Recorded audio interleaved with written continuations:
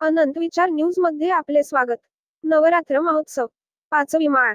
श्री विठ्ठलास अलंकार, रुक्मिणी मातेस पारंपरिक वरदेह माता पोशाखासह अलंकार परिधान। पंढरपूर घटस्थापनेपासून नवरात्र महोत्सवास सुरुवात होत आहे। या निमित्त दुपारी दरवर्षी प्रथा परंपरेप्रमाणे पाचव्या दिवशी श्री विठ्ठल व माता रुक्मिणीला पारंपरिक पोशाखासह अलंकार परिधान करण्यात आले आहेत। त्यामध्ये रुक्मिणी मातेस वरदेह माता पोशाख परिधान करण्यात आला असल्याची माहिती मंदिर समितीचे व्यवस्थापक मनोज श्रोत्रे यांनी दिली।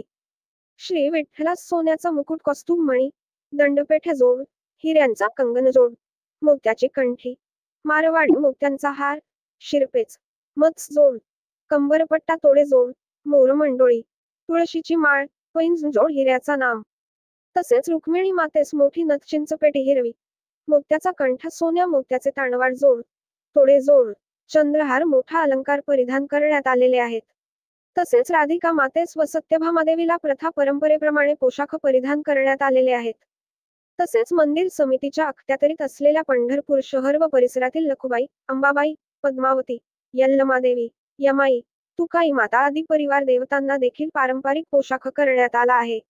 सदरची सविस्तर माहिती विविध समाज माध्यमांतून प्रसिद्ध होत असल्याने भाविकांकडून समाधान व्यक्त होत आहे। नवरात्र उत्सवातील सर्व प्रथा व परंपरांचे कटाक्षपणे पालन करण्यात येत असल्याचे कार्यकारी अधिकारी राजेंद्र शेळके यांनी सांगितले।